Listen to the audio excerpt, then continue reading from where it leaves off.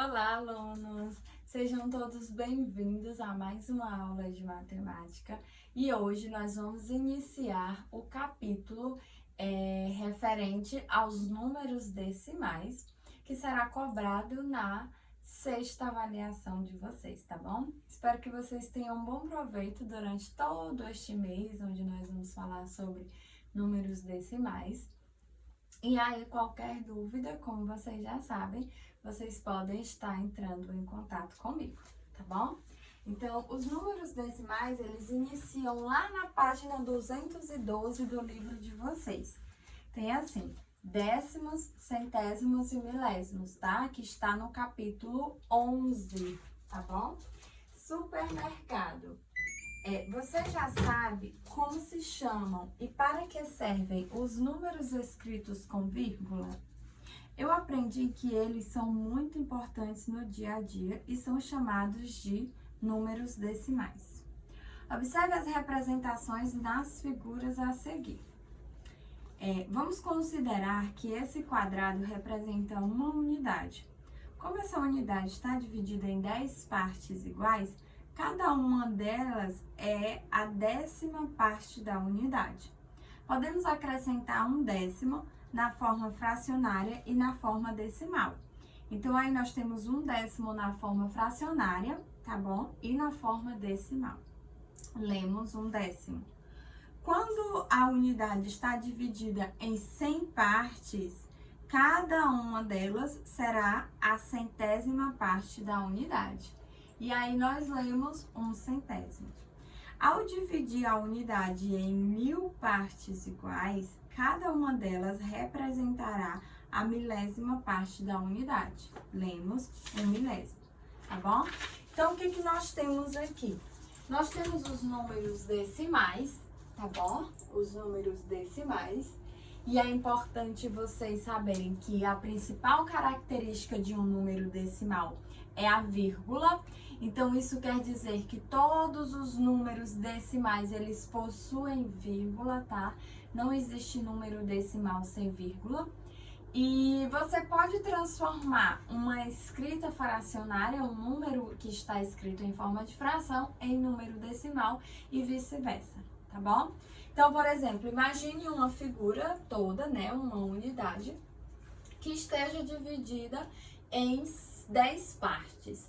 Cada uma dessas partes eu posso representar como um décimo, tá bom? E aí eu escrevo um décimo em forma de número decimal, tá? Agora imagine que esse todo ele esteja dividido em 100 partes. Então eu posso dizer que cada uma dessas partes representa um centésimo desse todo, tá bom? E se esse todo tiver dividido em 1000 partes, cada uma dessas partes irá representar um milésimo, tá bom? E aí, como eu falei, nós podemos representar essas frações em forma de números decimais, tá bom? Então, o que você vai perceber? Você vai perceber, eu vou falar primeiro aqui no quadro de ordens, depois eu trago pra cá, tá? Aqui no quadro de ordens eu tenho uma parte inteira e eu tenho uma parte decimal. Então, você tem que entender que tudo que tá à direita da vírgula, ou seja, a vírgula, imagine que ela esteja aqui, tá bom?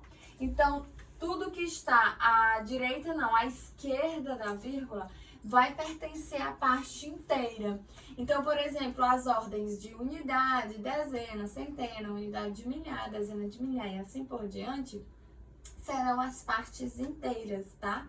E tudo que está à direita da vírgula serão as partes decimais.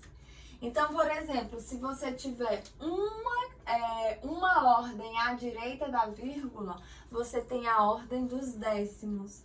Se você tiver duas ordens à direita da vírgula, você tem centésimos. Se você tiver 3 ordens, você terá milésimos e assim por diante, tá bom?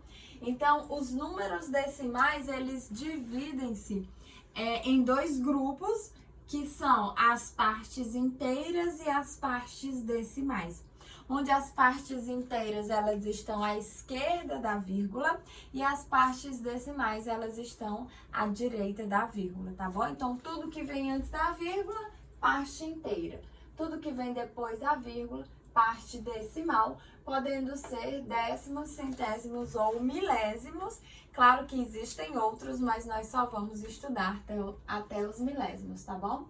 Então, por exemplo, imagine que eu queira transformar aqui a fração décimo em forma de número decimal. Como é que você vai fazer isso? Você vai perceber que o denominador daqui da fração é 10 e o 10 tem apenas um zero. Então, quando você vai escrever um décimo, você acrescenta apenas uma casa decimal à direita da vírgula, tá bom? Como o numerador é 1, então a casa decimal que você vai acrescentar vai ser o próprio 1, que será o numerador, tá bom? Então, aqui eu tenho um décimo. Para representar um centésimo, a lógica é a mesma. Você vai perceber que o 100 tem 2 zeros. Então, se você quer representar centésimos, você adiciona 2 casas decimais à direita da vírgula, tá? Mas, professor, o numerador é 1. Tá, ok. O numerador é 1. Então, a outra casa decimal vai ser o 0. Tá certo? E no caso dos milésimos também. O 1000 possui 3 casas decimais, o 1000 tem 3 zeros.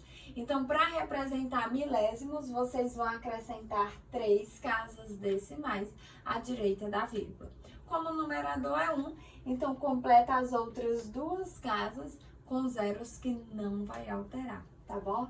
Então, temos a representação de um décimo, um centésimo e um milésimo, tá bom? E representamos também no quadro de ordens, certo? Página 214, nós temos representação e leitura. Já vimos que nos números decimais, a vírgula separa a parte inteira da parte decimal. Os décimos são escritos logo após a vírgula. Eles ocupam a primeira casa decimal depois da vírgula. Os centésimos ocupam a segunda casa decimal depois da vírgula e os milésimos a terceira casa decimal. Observe como representar os números decimais apresentados na página anterior no quadro de ordens. Então, aqui, como eu já falei para vocês, nós temos um décimo, um centésimo e um milésimo, tá ok? As frações com denominadores 10, 100, 1000 e assim por diante são chamadas de frações decimais. Os números que apresentam uma vírgula separando a parte inteira da parte que representa os décimos são chamados de números decimais. Então, os números decimais são aqueles que apresentam uma vírgula separando a parte inteira da parte decimal, tá bom? Aí nós temos, por exemplo, no número 1/10, o 0 pertence à parte inteira e o 1 pertence à à parte decimal. E assim por diante, Tudo que está aqui à esquerda é a parte inteira, tudo que está à direita é a parte decimal, tá bom? Página 215, observe no quadro alguns exemplos de fração decimal, o número decimal correspondente e a leitura desse número decimal. Aí nós temos fração decimal 2 décimos e temos a representação em forma de número decimal e a leitura, tá bom? Depois nós temos 275 décimos. Gente, lembra que eu falei para vocês, preste atenção aí. 275 décimos. Ora, eu só tenho 10 no denominador, então eu tenho que deslocar apenas uma casa decimal. Então, escreve o numerador, que é 275, e conta uma casa decimal para adicionar a vírgula. Então, 275 décimos é igual a 27 inteiros e 5 décimos, tá bom? 27 inteiros e 5 décimos.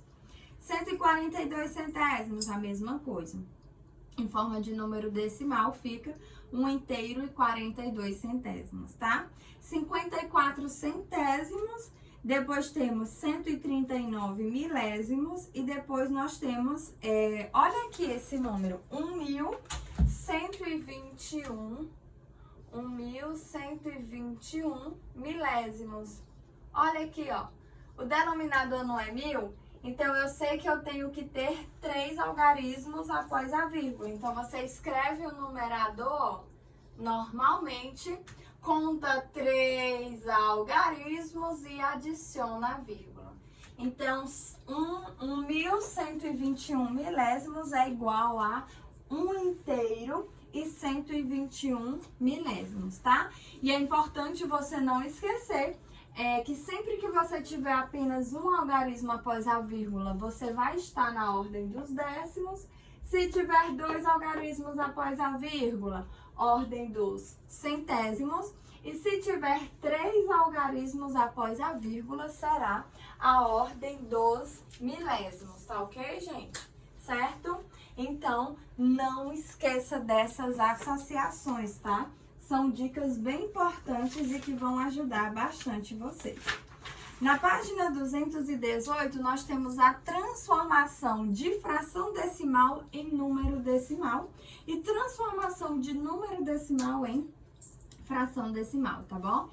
Então, para transformar uma fração decimal em um número decimal, é necessário verificar a quantidade de zeros presentes no denominador. Em seguida, escrevemos o numerador da fração e contamos da direita para a esquerda o número de algarismos equivalentes aos zeros do denominador da fração para colocarmos a vírgula. Observe alguns exemplos. Então, aqui, ó, por exemplo, nós temos 35 décimos, tá? 35 décimos. O que eu vou perceber? Eu vou perceber que eu tenho um algarismo, eu tenho um zero no denominador, né, que é décimo. Então, eu vou deslocar apenas um algarismo da direita para a esquerda e acrescentar a vírgula, tá? O numerador, que é 35, eu vou escrevê-lo normalmente, vou contar uma casa decimal da direita para a esquerda e acrescentar a vírgula. Então, 35 décimos é igual a 3 inteiros e 5 décimos.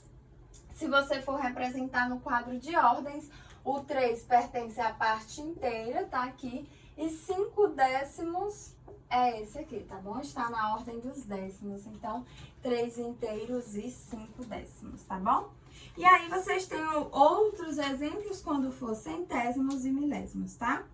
Para transformar um número decimal em fração decimal, é necessário verificar a quantidade de algarismos que aparecem após a vírgula.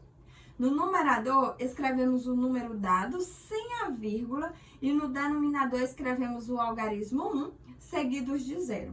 Para saber quantos zeros são necessários, contamos quantos algarismos aparecem depois da vírgula no número decimal.